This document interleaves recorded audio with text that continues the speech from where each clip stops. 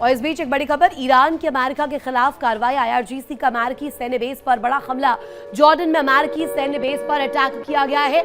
IRGC ने जारी की मिसाइल हमलों की तस्वीरें और इसी के बाद ये आंकलन रखा जा रहा है जिसमें ईरान की अमेरिका के खिलाफ ये बड़ी कार्रवाई मानी जा रही है। आईआरजीसी का अमेरिकी सैन्य बेस पर यह हमला, जॉर्डन में अमेरिकी सैन्य बेस पर अटैक किया गया है। बाकायदे आईआरजीसी ने जारी की है ये मिसाइल हमलों की तस्वीर। एक और बड़ी खबर इस बीच जो कि सामने आ रही है वो आपको बताते हैं, ईरान का बहरीन में यूएस सैन्य बेस पर अटैक सामने आया। इस वक्त विस्फोट ब्रेकिंग, सबसे बड़ी ब्रेकिंग, शेख ईसा एयरबेस पर ड्रोन अटैक का दावा।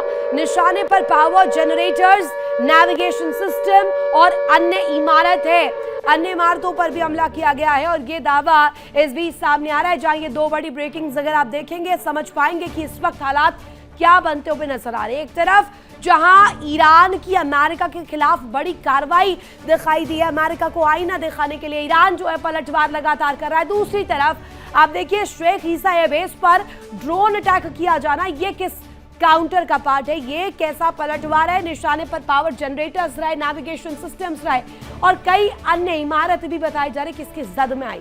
हमले का दावा इन इमारतों पर भी किया गया। अब ये दो तस्वीरें आप देखेंगे तो इस वक्त शांति कहीं से दूर तक भी आपको नजर नहीं आएगी। एक तरफ आईआरजीसी का रुख, दूसरी तरफ अमेरिका पलटवार उस हमले का करता हुआ नजर आ रहा है। एक और बड़ी खबर इस बीच, ईरानी संसद के स्पीकर गालिबाफ का यूएस पर बड़ा आरोप सामने आया। अमेरिका रोजाना करता है नया अपराध। केशम द्वीप में आम लोगों के घर पर हमला किया गया।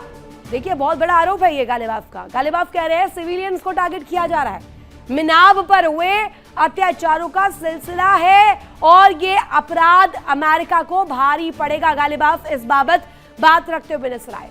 मिडिल ईस्ट में अमेरिका और इजराइल भले ही दावा कर ले कि उन्होंने ईरान की क्षमताओं को खत्म कर दिया है, शून्य कर दिया है, भले ही वो ईरान में तबाही फैलाने के दावे कर ले, लेकिन हकीकत यह है कि इस युद्ध में ईरान खाड़ी का सुल्तान बनकर उभरा है और उसके खौफ की वजह से खाड़ी के देश दो फाड़ होने की कगार पर पहुंच गए हैं।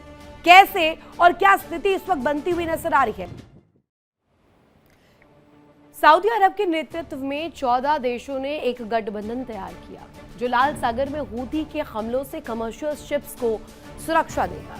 लेकिन वो सुरक्षा कैसे देगा, आइए आपको बताते हैं कि इस वक्त क्या स्थिति बनती हुई नजर आ रही है और क्या रणनीतिक पैमाने पर स्टांस रखा जा रहा है। कैसे तैनात होंगे युद्धपोत। लाल सागर और बब अल मंडब में तैनात ये युद्धपोत होंगे। युद्धपोत गश्त करेंगे और कमर्शियल शिप्स को सुरक्षा भी देंगे। लेकिन काफिले में ले जाएंगे कैसे जहाज, आपको वो भी बता देते हैं। अकेले जहाज ले जाने की बजाय टैंकर और काफिले में लोगों को भेजा जाएगा। टैंकर और जहाज काफिले की सुरक्षा के लिए साथ चलेंगे। युद्धपोत, लेकिन ड्रोन्स और मिसाइल रोकने की कोशिश कैसे इसके जरिए की जाएगी वो भी आपको बता देते हैं। ड्रोन, मिसाइल और विस्फोटकों से भरी नावें जो हैं उनको हमला करते हुए हूती प्रोटेक्ट करेंगे। एक डिफेंस, एक शील्ड बनाएंगे।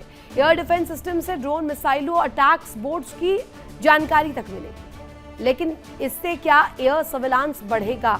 समंदर के ऊपर निगरानी करेंगे ड्रोन्स, गश्ती विमान, निगरानी वाले विमान और हूती के लॉन्चिंग पॉइंट्स के साथ साथ संदिग्ध गतिविधियों की जानकारी भी पता चलेगी। इसके बाद सवाल उठता है कि क्या खुफिया जानकारी साझा हो भी पाएगी, होगी तो कैसे होगी। एक दूसरे से खुफिया जानकारी शेयर करेंगे गठबंधन में शामिल देश और हूती की ओर से आने वाले खतरे के पहले से ही मिल सकेगी चेतावनियां, अलर्ट, वार्निंग्स। अब इसी को ध्यान में रखते हुए अब कवायद भी की जा रही है। अब आखिर इसके बाद क्या स्टांस सामने आता है देखने वाली बात हो। देखिए इंडिया डेली 24/7 अब आपकी स्मार्ट टीवी पर। इंडिया डेली मौजूद है सभी डिजिटल प्लेटफॉर्म पर लाइव और लगातार। इंडिया डेली 24/7 हर दिन राष्ट्र को समर्पित।